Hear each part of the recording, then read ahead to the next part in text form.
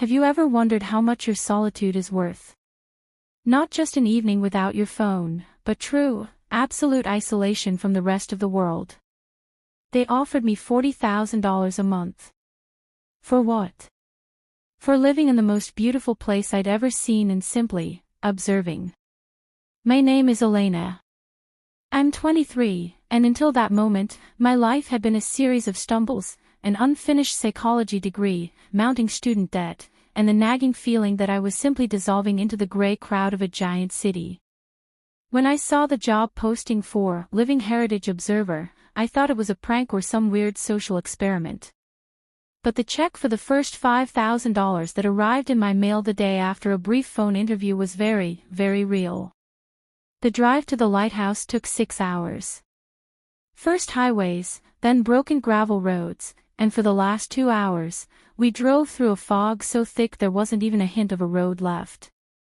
The driver didn't utter a single word. When the car finally hitched to a stop, he simply pointed toward a white tower piercing the sky and drove away, leaving me alone in the middle of a boundless ocean of grass. This wasn't a lighthouse by the sea. There was no water for 1,000 miles. Just grass. Tall, golden stalks that reached my shoulders.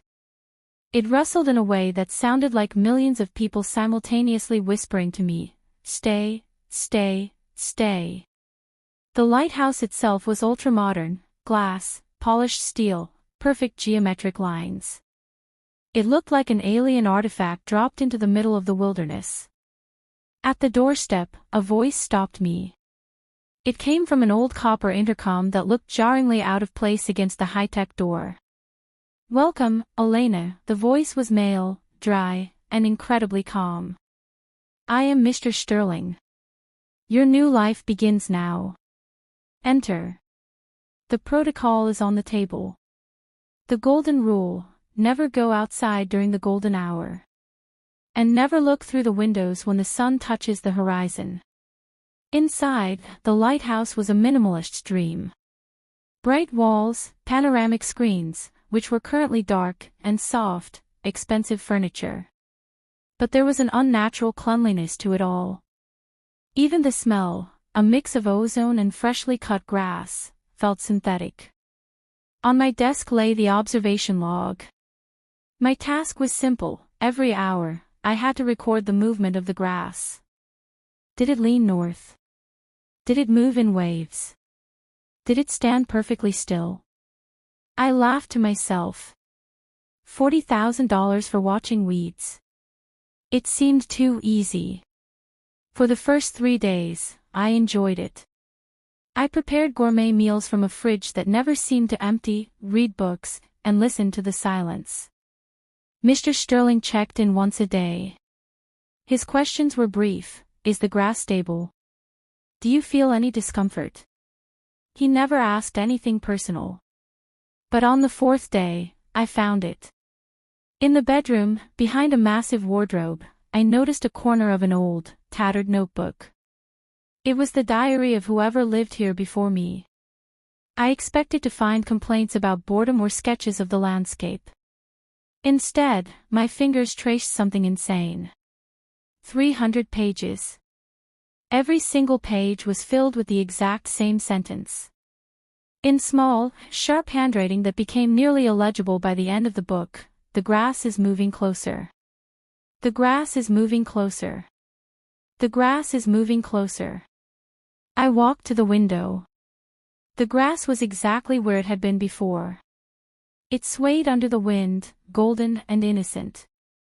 But then I noticed a detail. Near the base of the tower lay my scarf, which I had dropped yesterday when stepping out. This morning, it had been a meter from the door. Now, it was gone. It was completely covered by the golden stalks, even though the grass there had been much thinner yesterday. It wasn't just growing. It was moving. Time in the lighthouse began to behave strangely. At first, I blamed it on the isolation.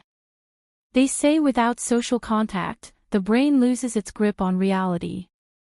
I looked at the wall clock. It was 2:15 p.m. I blinked, turned away to pour some water, and when I looked back, it was 2:48 p.m. 33 minutes of my life had simply evaporated. I had no memory of what I did during that time. In my log, for those 30 minutes, there was an entry: the grass sings. The taste of metal in my mouth. I hadn't written that. I was certain I hadn't touched the pen. Panic set in. I decided to search the house more thoroughly. In the technical room on the basement level, I found a door without a handle. It opened on its own as I approached. It was a wardrobe. But not like in the movies.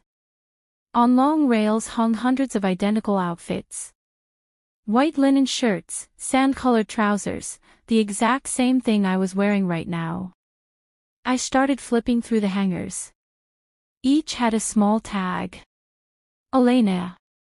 20-24-inch, the one I was wearing. Elena. 20-26-inch, Elena. 20-35-inch, Elena. 20-48-inch. I recoiled. There were hundreds of name tags.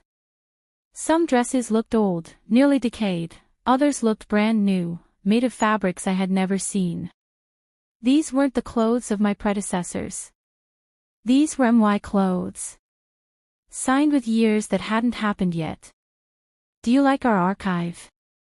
Sterling's voice from the intercom in the corner made me scream. Mr. Sterling, what does this mean? Why are there dresses from 2040? Why is my name on them? Time is a matter of perspective, Elena, he replied. His voice didn't sound calm anymore, it sounded empty.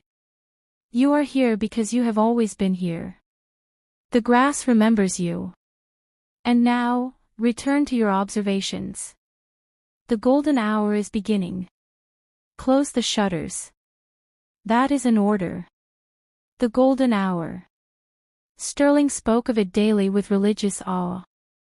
It was the time when the sun almost disappeared behind the horizon, painting the sea of grass in an impossible, fiery orange. I was supposed to close the automatic shutters.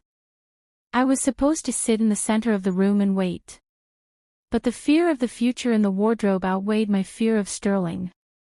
I wanted to see what they were hiding so desperately. I approached the living room window. My fingers trembled as I hit the manual override button for the shutters. The metal slats froze, leaving a narrow gap just a few inches wide. Outside, the world had changed. The grass was no longer golden, it glowed from within, like molten gold. The air above the field vibrated with an incredible tension, as if it were charged with billions of volts. But I wasn't looking at the grass. Right under the lighthouse window, maybe 10 meters away, I saw people. It was a meadow. Lush, green grass that didn't exist in this place. On the meadow stood a long table with a bright tablecloth.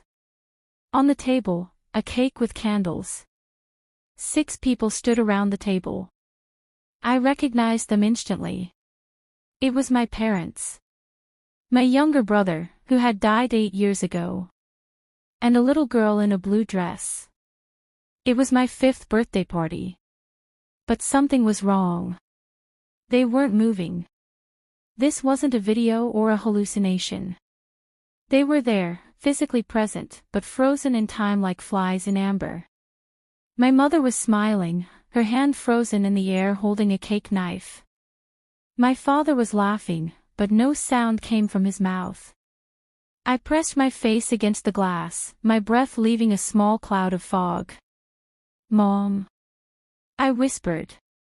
At that exact second, the little girl at the table, the 5-year-old me, slowly, very slowly, began to turn her head toward me. Her eyes were not human. They were 2 bottomless black holes.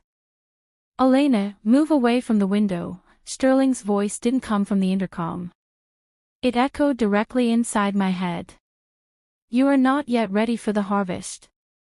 The shutters slammed shut with a violent crack. I fell to the floor, gasping for air. The taste of metal in my mouth became unbearable. I understood why the grass was moving closer. It wasn't just growing. It was consuming reality. The lighthouse wasn't an observation post. It was a trap.